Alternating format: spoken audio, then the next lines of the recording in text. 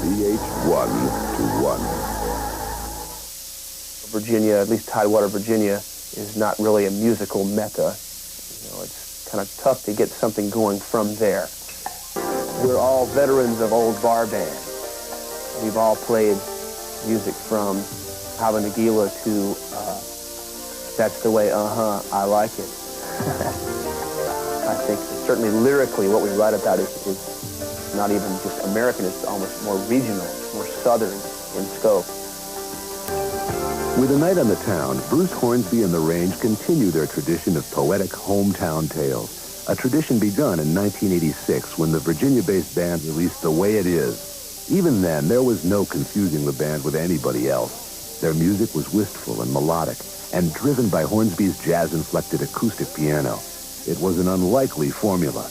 At a time when the charts and airwaves were dominated by guitar and synthesizer-oriented rock, Bruce Hornsby had pulled the plug.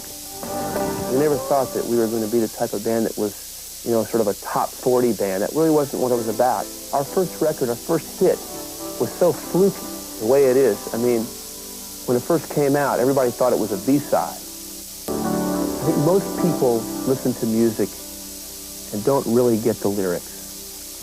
There are certainly a lot of people who are real lyric-oriented in their listening, but for the most part, I think most people just get the vibe of the song, the music, the sound of it. I think, like, for instance, with our first song, The Way It Is, I think most people really just responded to just the sound of the record, the piano and the prettiness. And it took maybe many listenings before people in general probably picked up on the message. It's funny because my brother and I, we really beat ourselves up over the words. We really tried to say something meaningful, say something in a way that's unique or just artful in some manner. Hornsby and his brother John, a music-minded lawyer, have been writing together since 1980. All of his input is always great. He always comes up with some strong lines. He wrote all of Stranded on Easy Street, and he wrote Fire in the Cross.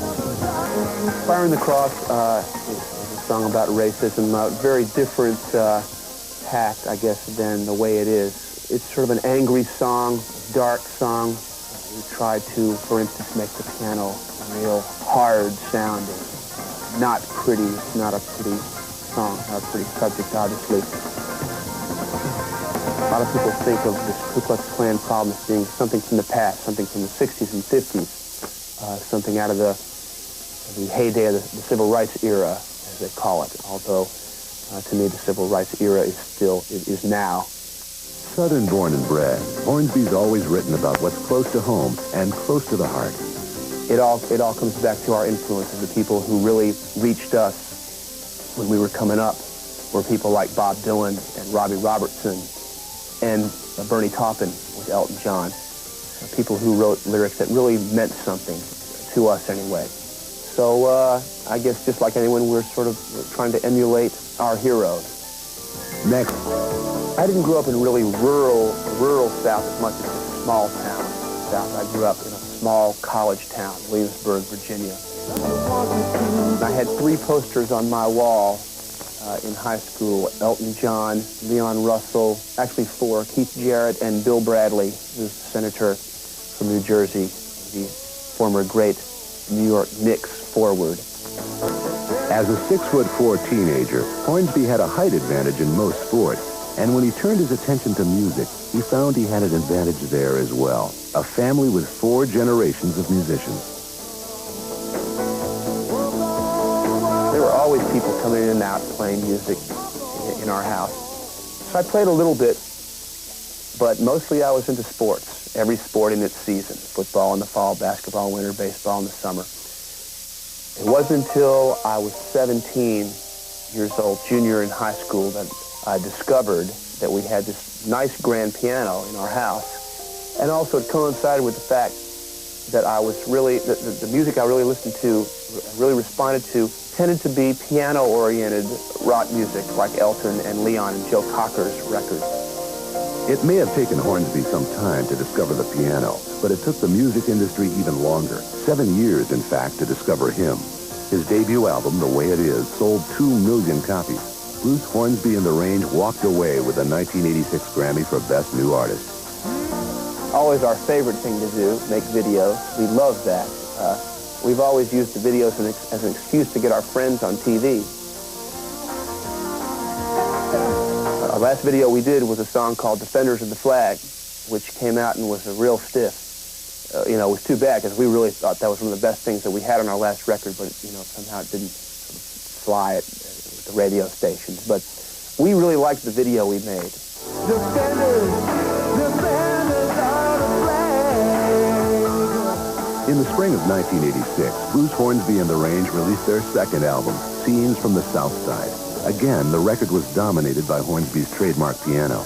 His vignettes took on even more issues, from environmentalism to evangelism. My aim with the second record was to really cement what I did stylistically. Maybe in people's minds I had already done that, but to me it was important to sort of consolidate and make what I considered a real cohesive record. A look out any window from our second record was our first sort of stab at the environmental question. And we wrote that in '87, basically out of a regional concern. There's a big problem in our area, southeastern Virginia, well, all of Virginia up through Maryland and Pennsylvania with the Chesapeake Bay, and which is dying, or has been dying. I think maybe it's coming around a little bit, but it's still in tough shape from all the pollution and all the growth in industry, industrial runoff and agricultural runoff. So we were concerned about that, and it just inspired us to write this song, but once again, more from a localized concern.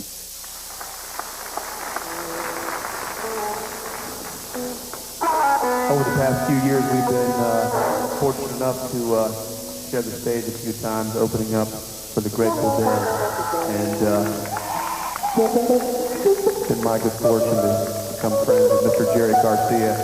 To have him play for us tonight. It's called Barren Ground. It was appropriate that Garcia play on barren ground. It seemed to feel right to me because Garcia was the one who got us involved in this rainforest issue. We've been opening for the Dead here and there for about 3 or 4 years now. It seems like we play with them 2 or 3 times every year. It's always great fun for us, especially fun for me when I get to sit in with the Dead. Every few times when we play with them, I'll jump up on stage and play accordion with them, stand beside Garcia, and trade a few licks. Our shows always tend to be a bit of a free-for-all. We love to have different people sitting in. The most enjoyable aspect of what's happened to me in music is getting to play with great players, getting to play with artists who I've always admired. Some of the most fun that I have in music is doing sessions for other people. It's probably the number 2 most enjoyable thing after the satisfaction of writing what you feel is a strong song, because it's just nothing but fun. You go in there and just wail. Hornsby recently took the stage for Herbie Hancock's Coast to Coast special, where he jammed with Bonnie Raitt, B.B. King, and Lou Reed, to name a few. Over the last few years, Bruce Hornsby has become a musician's musician. Don Henley, Bob Dylan, Stevie Nicks, Crosby, Stills and Nash, and Cheap Trick are among those who've asked him to lend a hand or two, on stage or in the studio. One great thing about getting around and playing on other people's records is that it gives you a perspective on your own music. You get away from your own thing, and it just gives you a different slant. You see things a little differently once you've sort of stepped into this other person's world. I always have enjoyed the way I've played, the way I'm allowed to play or asked to play on other people's records because I am sort of picking my spots and just kind of coming in and going back out again rather than playing from top to bottom like on our first 2 records. With A Night on the Town, the latest album from Bruce Hornsby and the Range, Hornsby takes a risk and abandons piano-based pop. The record has the spontaneous, hard-edged feel of a live jam. I really feel that the people who have always liked our records have always liked us more when they heard us live. And so I would imagine, or I would hope, that they would respond to this in the same way, because that's really what this is about, is Bruce Hornsby in the Range live.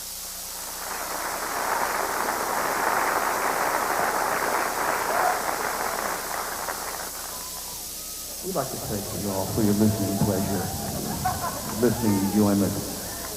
A dark tale of rural angst called, sardonically, A Night on the Town. We always wanted to get the live intensity and aggressiveness of our band onto the record. And so that was a real inspiration to me to try to cut it that way. A lot of this record is done live. On the vocals in this record, I don't think I spent more than 45 minutes on any vocal. Now someone may say, yes, Bruce, we can hear that. But for me, it kept a sense of spontaneity, a sense of spark. There's definitely a Leon Russell influence on several tracks of our new record. I guess the most obvious Leon-esque track is Another Day, which is one of my favorite songs on the record. This is more of a transitional record. It's not meant to be much of a concept record, to flow together quite so smoothly. It's much more eclectic stylistically, a lot of different styles. It's a much bluesier record, but there's still a couple of pretty things on there too. I don't think there's really anything on this record that sounds so much like the old thing. So it was just time for me to move on, and hopefully people will like what we're doing now and not yearn for the old. If they want the old, they've got the old. It's there. My long-term aspirations are just to be able to continue doing this, to be able to continue growing, trying to do this better. I've already got an idea of what I want to do on my fourth record, turn it a little bit more, in a different way.